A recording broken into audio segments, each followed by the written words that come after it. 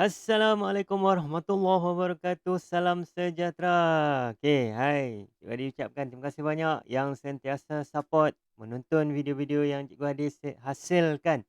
Okey. Terima kasih yang mungkin yang baru menonton ataupun yang selalu menonton tetapi belum subscribe. Tolong-tolonglah. Okey. Subscribe lah. Ah, Semoga dengan bantuan subscribe daripada kamu dapat semangat untuk cikgu terus hasilkan video-video yang menarik lagi lah di masa akan datang. Okey, topik hari ni saya nak habiskan ataupun kita nak masuk ke rumusan yang terakhir bagi bab tingkatan 3 dalam reka bentuk perniagaan ataupun reka bentuk dalam perniagaan berkaitan dengan pemasaran. Jadi saya nak kumpulkan dalam masa sedikit ni, mungkin 4 minit atau 5 minit video ni, kita akan lihat apa yang kita dah pelajari daripada awal sehingga yang terakhir dalam bab yang ketiga. Jadi, jom.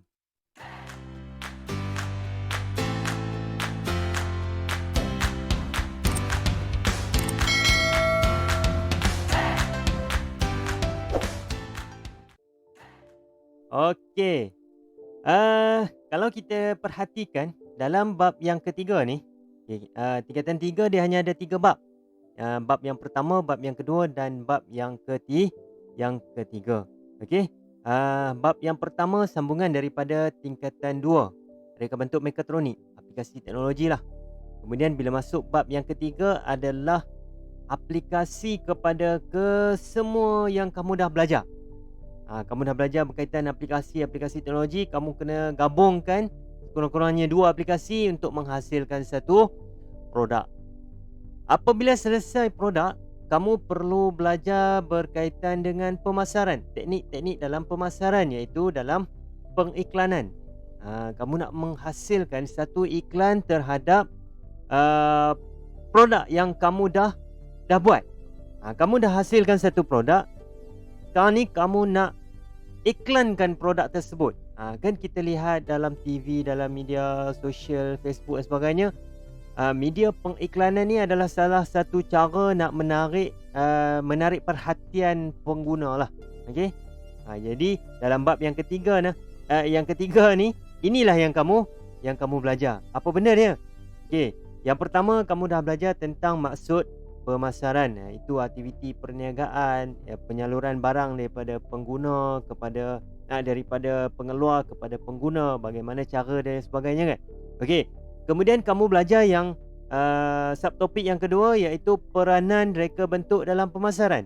Ada beberapa peranan reka bentuk dalam pemasaran ni. Antaranya keperluan ataupun kehendak pengguna, berkaitan dengan saluran komunikasi, media-media pengiklanan dan sebagainya. Kemudian berkaitan dengan pengukuhan penjenamaan produk, kepentingannya. Okey, berapa pentingnya nak mengukuhkan jenama produk tu supaya dikenali. Bila dikenali, maksudnya mudah. Keluar je produk baru, mesti orang akan beli. Contoh-contohnya macam Nike, Adidas, Puma dan sebagainya kan. Ataupun kalau berkaitan kereta, Honda, Toyota kan. Dah kenal dah. Memang dah dikenali di serata di pelosok dunia. Okey. Kemudian, kamu belajar yang berkaitan dengan kaedah reka bentuk pengiklanan. Beberapa kaedah reka bentuk pengiklanan, antaranya dia punya kaedah dia, media dia, apa benda yang terlibat dalam reka bentuk pengiklanan dan juga faktor bagi pemilihan untuk nak reka bentuk iklan tersebut. Kemudian, yang seterusnya, kita nak pilih. Lepas kita dah belajar peranan, kita dah belajar kaedah reka bentuk pengiklanan, kita nak memilih apa kaedah yang terbaik ataupun yang sesuai untuk kamu hasilkan iklan. Sebab di akhir nanti kamu akan hasilkan iklan. Jadi kamu buat dulu dalam jadual pemilihan, kemudian buat percambahan idea. Seterusnya, bila dah memilih kaedah reka bentuk iklan yang sesuai, kamu akan buat analisis kaedah reka bentuk pengiklanan. Ini yang perlu ditekankan ni, ciri-ciri iklan, jadual bagi analisis reka bentuk iklan, dan selepas tu baru kamu buat rumusan. Buatlah rumusan berkaitan dengan apa kaedah yang kamu dah pilih, dah kata sepakat ini yang kamu nak buat. Jadi kamu buatlah rumusan yang terakhir sebelum kamu bergerak untuk menghasilkan reka bentuk pengiklanan. Penghasilan iklan produk ni, yang kalau ikut daripada saya buat video-video sebelum ni, kita boleh guna sama ada aplikasi-aplikasi percuma. Kita boleh guna aplikasi yang berada dalam telefon, aplikasi percuma yang berada di dalam portal Delima, aplikasi percuma ataupun aplikasi berbayar, Photoshop, okey, Adobe Photoshop, kamu boleh guna, tak ada masalah. Kalau ada kemahiran, gunalah.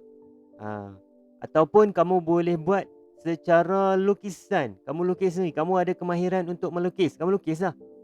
Lukis, kamu warnakan dan dia jadi cantik. Ataupun kamu nak buat lukisan dalam bentuk digital, kamu lukis dalam tablet, dalam iPad dan sebagainya, terpulang pada kaedah masing-masing.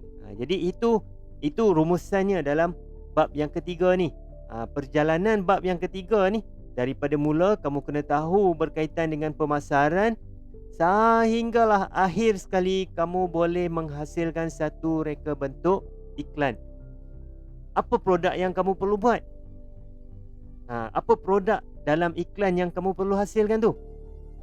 Ini selalu soalan yang pelajar tanyalah, kuris nak tahu. Sebenarnya bab yang ketiga ni adalah kesinambungan daripada bab yang kedua. Kamu dah hasilkan produk, kamu dah bangunkan produk kamu sendiri. Daripada produk itulah kamu perlu hasilkan iklan. Bagaimana kamu nak promosikan produk yang kamu hasilkan pada bab yang kedua ni dalam bab yang ketiga. Itu nampak kan bagaimana perkembangan daripada bab yang kedua tu boleh masuk bab yang ketiga, sehingga kita dapat promosikan barang produk yang kita dah bangunkan.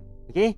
Jadi itulah rumusan bagi bab yang ketiga, reka bentuk dalam perniagaan. Semoga video ini bermanfaat untuk kamu.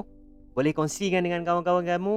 Mungkin dia masih blur, dia masih tak jelas bagaimana apa benda yang diperlukan dalam bab yang ketiga ni. Jadi kongsi-kongsikan, semoga ilmu bermanfaat ini kita boleh sebarkan kepada seluruh pelajar-pelajar yang yang belajar RBT, reka bentuk teknologi. Sekian dulu. Assalamualaikum warahmatullahi wabarakatuh. Salam sejahtera, sehingga berjumpa lagi pada video akan datang. Bye.